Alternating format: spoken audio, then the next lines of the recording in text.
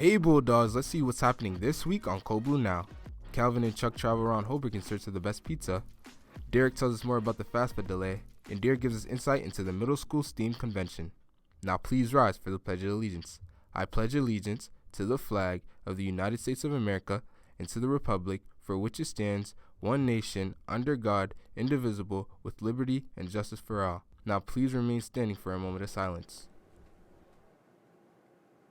Hey Bulldogs, I'm Madison Burnett here with Trayton Cruz, and welcome back to another episode of Cold Blue Now.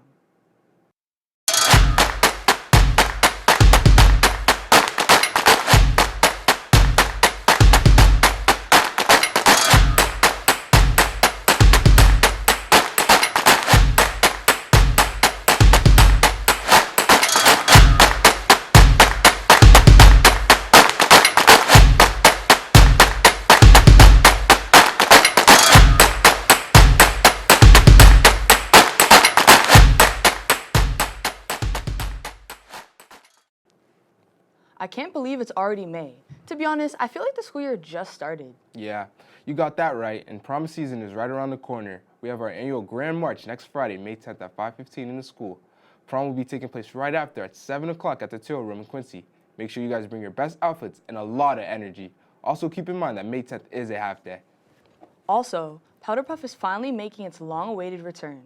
The Powder Puff Games will take place on May 28th at 6 p.m. on the turf. Admission will be $2, and girls in grades 9 through 12 are able to participate.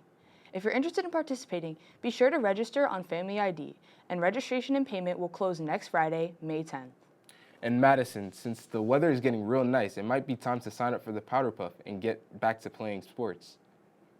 Our sports teams have definitely gotten back into the swing of things and have had some pretty solid weeks. Lucky for us, we have someone live in our studio with our weekly sports update. Wait a minute, Johan? Hey Bulldogs, I hope my calendar is right because right now it looks like we're heading into the month of Drake, May. But all jokes aside, the track team took to the HMHS turf for the first time and absolutely made a statement, with Sam Ditos breaking the javelin school record, and not to mention the first place winners, Evelyn Masterson, who broke her own school record, Ayane White, Nia Baker, Rasherma St. Jean, but not to mention our varsity softball team who showed up and showed out against Mashpee with a final score of 21-0. And we even had a no-hitter by Sophia Corinne. But before we wrap up, we just want to give a huge shout out to Sam Ditos and Michaela Hopkins for representing Holbrook at the Massachusetts celebration of National Girls and Women in Sports Day. They'll meet other young influential women in sports at Gillette Stadium on Wednesday, May 22nd. But that's all I got for you guys, and back to the desk. Thanks, Johan. I love the energy our sports teams have been playing with. We've got to keep it up for sure. You could say that again, and I think a perfect way to keep up the energy is to bring back a package we've been missing for a long time. Good Eats. You already know what time it is. Look both ways, make sure. Always look. Is this mic okay? You have audio today? Yeah, audio. Ask Derek. Hey, Fred, give me a pizza with extra cheese. Extra cheese. And hold the tomato sauce. Hold the tomato sauce. And hold the crust. Hold the crust. Hey, Jimmy, give me a cheese with nut. Welcome back to Good Eats. This time, a full production multi-cam shoot with a close-up and a wide from Gavin Moore and Johan Rodriguez-Vera. I'm Chuck LaRossi. This is Calvin Mungai. And today we're going to be reviewing every single slice of cheese pizza in Holbrook, Massachusetts. Today, our first pizza of choice is the Sarah's Pizza here in Holbrook, Massachusetts. The deepest one, further towards Braintree, and we're actually gonna try it. So it's split in half a little bit. It looks a little crazy, but we're gonna get both sides. Which one do you want to take? I'll just take the one you just touched. So you want to take the one I touched? Yeah, the one you Okay. touched. All right, so Dave Portnoy style, one bite. Everyone knows the rules. Let's get into it. There's a lot of flop.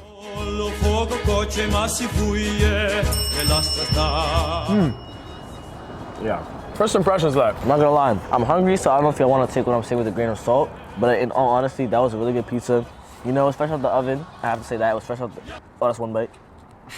Hot and ready, like Little Caesars. But it was a deep dish. It was cheesy.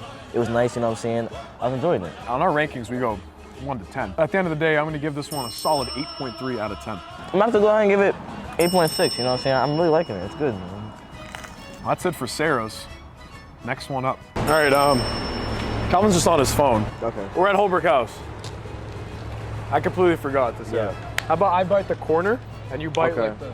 The front. Fair? Okay. So I get the crust and he gets the... Okay. Ooh. Ooh.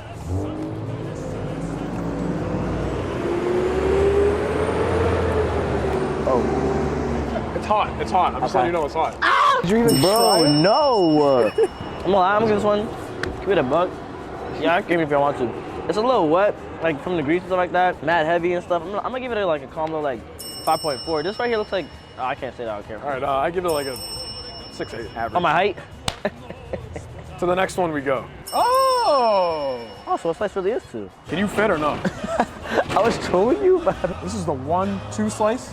the 1-2 slice at corners. That's a 9.1 off of one bite. Swear to God, that's a great pizza. I'm not gonna agree. This is good. I'm gonna give it a 9. I still think Sarah's tasted a little bit better, but in terms of what you're getting for what you're paying for, this is the value option and it's still really good.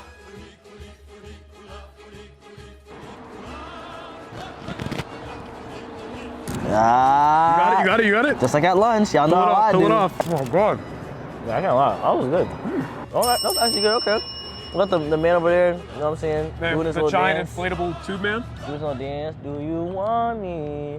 Do you want I want this pizza all right, and I'm gonna give it an 8.3, so we can round that out to about a 10.5. For our final spot, our next stop, Kelvin's home place, home pizzeria.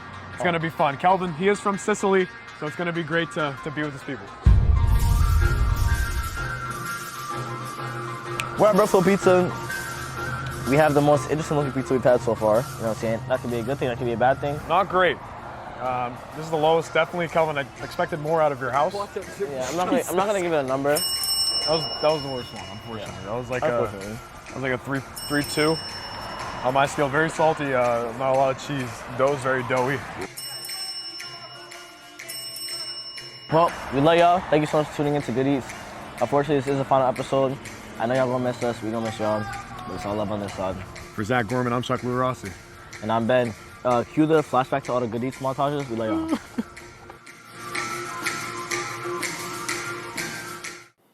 Now that I think about it, Holbrook really does have some good pizza shops, and Good Eats makes me want to take after Chuck and Kelvin and visit them all. Something else you might want to visit is the celebration of the Bruins playoff run. To celebrate, the class of 2027 is hosting a raffle to win Pavel Zacha's puck. All raffle tickets will be pulled next Friday, May 10th. Prices include $1 for 3 tickets and $3 for 10 tickets. All tickets must be bought in cash. If you have any questions, contact Mrs. Haskell in room C219. I'm sure that's going to be a lot of fun. Providing some money for some of the other grades is pretty important too. Yep, that actually reminds me about how I just gotten some money provided for me through my financial aid package. Well, congratulations to you, but I do know there are a lot of people still waiting for their financial aid due to some of the delays. Derek has more on the story. This year's free application for federal student aid, more commonly known as FAFSA, saw major tweaks to the way students fill out financial aid. However, it's no secret that this has caused major problems for both colleges and their prospective students. I think that the delays are really annoying. When I heard that they were revamping the system, that we were probably going to have to do it a little bit later, I was okay with that because they said that it would be a lot easier to add in all your information. But they never said that it was going to be like 3 months late with the response. For me personally, the financial situation is very important because I really don't want to have to take out student loans or go into any form of debt. It definitely has delayed my commitment. I've narrowed down my choices to around like 3 schools, but I can't commit because 2 of those 3 haven't given me my financial aid offers. Things obviously aren't going as planned for the financial aid process, but what's being done to get us back on track? Well, I think that this year, the way students are going to be feeling reassured is that they're in communication with the schools that they want to attend. It's very confusing to think about what you can pay and how much college costs, and the anxiety around the subject of finance is something that the financial aid office professionals are trained in. So if you look at your financial aid award offer and you say to yourself, this just can't be right. I really thought I was going to get more aid. Again, I would highly suggest for you to reach out to maybe the top 3 schools you're considering. Each school is different in the amount of aid that they offer, but in general, financial aid award offers have not changed significantly. I've been doing this for almost 2 decades. I have never seen so much funding and allocations going to the state to really assist students, not that are just high need, but also those that fall into the middle class category. So I think students should be on the lookout if they are in Massachusetts to considering schools in state, because the awards are quite robust.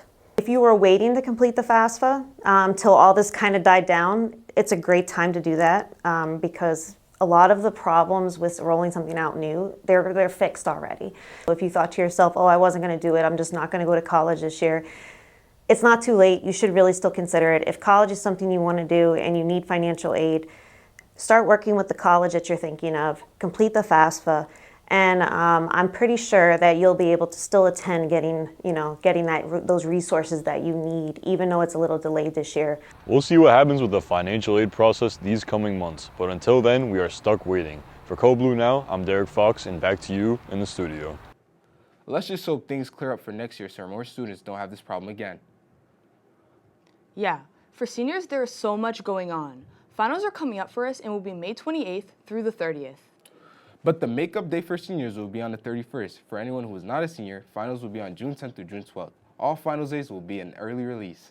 Before worrying and stressing about finals, seniors, wear your college merchandise on May 17th to show off where you will be going in the fall. Man, with the seniors' last day on the 24th, it seems like you guys are going to be gone just like that. Yeah, I'm really going to miss it here. Seniors, also remember to complete the Google form for their Credit for Life Fair. HMHS sure does offer a bunch of opportunities. And for middle schoolers, one cool opportunity came with this chance to experience a STEM presentation, and Deer was on the scene. Like this. And then we're going to make the beat drop. It all sound like this, ready?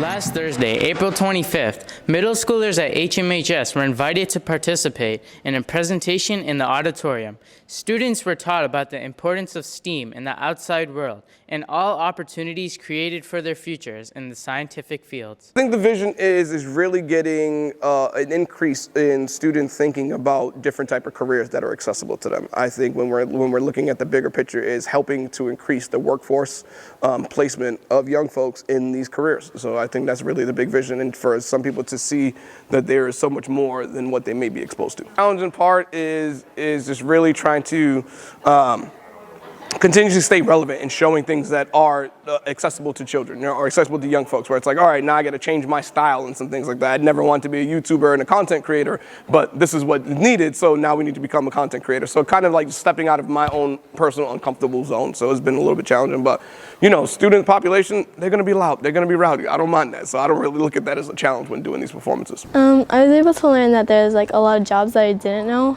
that were out there, and that like a lot of people didn't know that were out there. And it just opened more doors that I could go to. Yeah, his like DJing included like a lot of like subjects about STEAM, and he brought up the importance of like why students should learn about it. He said a lot about like the arts are really important, so that was pretty important to me. Oh yeah, it was really fun. The music was fun. It was a DJ. He showed us he could be what jobs you could take, and there are some kids that don't really know their path in life, and this could help them find a path that they never knew could happen. School can teach you a lot of things, and you might not take it into consideration now, but there's a bunch of different jobs and opportunities that you could take. The presentation proved to be a success in opening the eyes of middle school students to STEAM and engaging many of them in this interesting topic. For Code Blue Now, this has been Deer Patel reporting. Back to you in the studio. The middle schoolers must be having so much fun if they're having a presentation like this. Well, don't think they're leaving our high schoolers out, because like we mentioned earlier, prom is next week. I'm just trying to find myself something fancy to wear still.